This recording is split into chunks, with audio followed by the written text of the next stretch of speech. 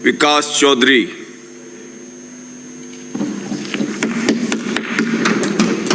धन्यवाद सभापति महोदय।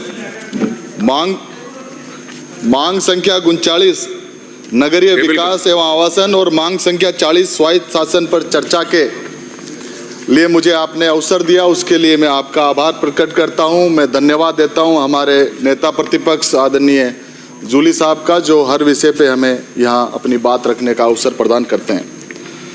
सभापति महोदय, इस विभाग के कर्णधार वाल्मीकि समाज का इस राजस्थान की सबसे बड़ी पंचायत में मैं उनको प्रणाम करता हूं और उनका आभार प्रकट करता हूं कि हमारे शहरों को स्वच्छ रखने का काम वो लगातार कर रहे हैं। मैं मांग करता हूं आदरणीय मंत्री महोदय से कि लगातार वाल्मीकि समाज के कार्मिकों को कम वेतन दिया जा रहा है और जब उनके परिवार में किसी प्रकार का सावा आता है या दुख सुख की बात होती है तो उनको ब्याज हेतु बैंकों में चक्कर काटने पड़ते हैं। मंत्री जी, मैं आपसे निवेदन करना चाहता हूं कि हमारे शहरों को स्वच्छ रखने वाले कार्मिकों को वाल्मीकि कल्याण कोष की एक स्थापना की जाए ताकि वो दर दर ना भटके। मैं आपसे आह्वान करता हूं, संविदा पर लगे कार्मिकों का भुगतान समय पर हो। पीएफ और ईसीएआई कटौती पर उनके खाते में नियमित रूप से जमा करवाया जाए। मुझे पता है कि मैं जिस जगह रहता हूं वहां आए दिन ये लोग धरने पे आते हैं। पूछता हूं क्या बात हुई, कि हम सुबह से लगातार काम करते हैं लेकिन जब वेतन की बात आती है तो वेतन हमारे को नहीं मिलता। ये वो लोग हैं जो रोज कुआं खोद के पानी पीते हैं। इन लोगों को यदि वेतन नहीं मिलेगा तो कैसे आपकी विकसित भारत की संकल्पना परिभाषित होगी। इसलिए वाल्मीकि समाज का विशेष आप ध्यान रखें। सभापति महोदय, मैं सीधा मेरे विधानसभा क्षेत्र किशनगढ़ पे आता हूं। मैं आज कोई ज्यादा आपको क्रिटिसाइज नहीं करूंगा क्योंकि मैं ईमानदारी से बात करने वाला आदमी हूं, ईमानदारी से बात करने वाला आदमी हूं और मैं कह सकता हूं, मैं कह सकता हूं कि ईमानदारी तो पहले थी पर उधर जाने के बाद वो मेरा टाइम वेस्ट हो रहा है। सर, मेरा टाइम वेस्ट हो रहा है, उसको रोका जाए। मैं ईमानदारी से कह सकता हूं कि जो मंत्री है, जो इतने मंत्री लोग उनमें से सबसे कोई खरा जवाब देता है तो उनका नाम आदरणीय खर्रा साहब है। इसलिए हमें कहने में कोई गुरेज नहीं है। और मैं एक जिम्मेदार और जवाबदेही जनप्रतिनिधि होने के नाते आपसे निवेदन करूंगा, पर सरकार भी जन कल्याणकारी और लोक कल्याणकारी हो, ये आशा करते हैं। आदरणीय सभापति महोदय, पूर्ववर्ती सरकार ने प्रशासन शहरों के संग अभियान चलाकर आम जन को राहत देने के लिए कैंप लगाकर पट्टे देने की प्रक्रिया शुरू की थी। आपकी सरकार आने के बाद विशेष तौर से अजमेर जिले के किशनगढ़ विधानसभा क्षेत्र में एक भी पट्टा नहीं दिया गया। यहाँ तक विखंडन एवं नामांतरण की फाइलें भी पास नहीं हो रही और कई लोगों की, पैसे वालों की फाइलें लोग घर पे ले जाते हैं और गरीब आदमियों के पट्टे पूरे किशनगढ़ में नहीं मिल रहे हैं। मैं आपके माध्यम से निवेदन करना चाहता हूं आदरणीय मंत्री महोदय, मैंने 6 महीने पहले एक प्रश्न पूछा कि हमारे इस किशनगढ़ शहर की सबसे सुंदर झील गुंदुलाव को आप संरक्षित करें। आपने कहा मैं कलेक्टर से 1 महीने में रिपोर्ट मंगवा लूंगा और उस झील को संरक्षित झील की श्रेणी में ला दूंगा, लेकिन 6 महीने हो गए। आपके वादों का क्या हो रहा है? केवल झूठे नारे लगा रहे हो, इनके अलावा कोई काम आपका है नहीं। मैं निवेदन करना चाहता हूं कि झील को संरक्षित करके किशनगढ़ को सौगात प्रदान करें। आदरणीय सभापति महोदय, मैं उस क्षेत्र से आता हूं जहां अराई बेल्ट कृषि प्रधान क्षेत्र है।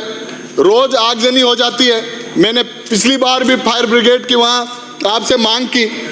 मैं और मांग करता हूं कि अराई में आप नगर पालिका खोल दें ताकि अग्निशमन केंद्र की वहां स्थापना हो जाए और मेरे किसान भाइयों का जो बड़ी मेहनत से आप तो इतनी जल्दी बजा रहे हो, ऐसे थोड़ी चलेगा सर। मेरी आवाज को सुनना पड़ेगा सर आपको लगातार। सुनाओ, समय रहने तक सुनेंगे। हजारों लोगों ने कर्ज लेकर पट्टों की मांग की, लेकिन परिषद के चक्कर काट रहे हैं। और मैं आपका ध्यान आकर्षित करना चाहता हूं, किशनगढ़ नगर परिषद को लोग आजकल नरक परिषद करने लगे। 15-20 साल से ऐसे कर्मचारी वहां बैठे हैं जो लगातार वहां केवल दलाली का काम करते हैं, ना उनका स्थानांतरण हो रहा है, ना उनको वहां से हटाया जा रहा है।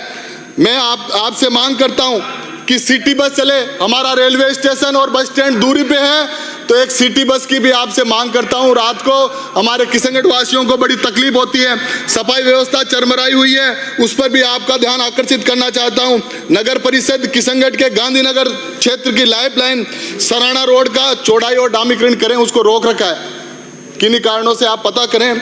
साथ ही अंबेडकर सर्किल से खिड़की वाले बालाजी होते हुए सरवाड़ी गेट तक आप रोड का निर्माण करें। राजा रेड्डी, बजरंग कॉलोनी, मेहनत नगर, नया शहर, पुराना शहर, न्यू हाउसिंग बोर्ड में भी आप थोड़ा ध्यान दें। आदरणीय सभापति जी, आपके माध्यम से मैं मंत्री जी से निवेदन करना चाहता हूं, हमारे शहर में 2 झील है, एक गुंदोलाव झील है और एक हमीर सागर है। हमीर सागर की चादर लगातार चलती रहती है क्योंकि शहर के लगातार गंदे नाले उसमें आकर गिरते हैं। वहां से गुंदोलाव झील तक एक ड्रेन बने, जैसे पूर्व मुख्यमंत्री वसुंधरा जी ने यहाँ अमीन शाह नाले को यहाँ द्रव्यवती नदी जैसा स्वरूप दिया। मैं चाहता हूँ किशनगढ़ को भी एक सौगात आप दें। आदरणीय सभापति महोदय, वहाँ झील में मत्स्य विभाग द्वारा मछली का पालन किया जाता है, लेकिन कोई व्यवस्थाओं का ध्यान नहीं दिया जाता है और मछलियां मरने के कारण पूरे शहर में दुर्गंध फैल जाती है।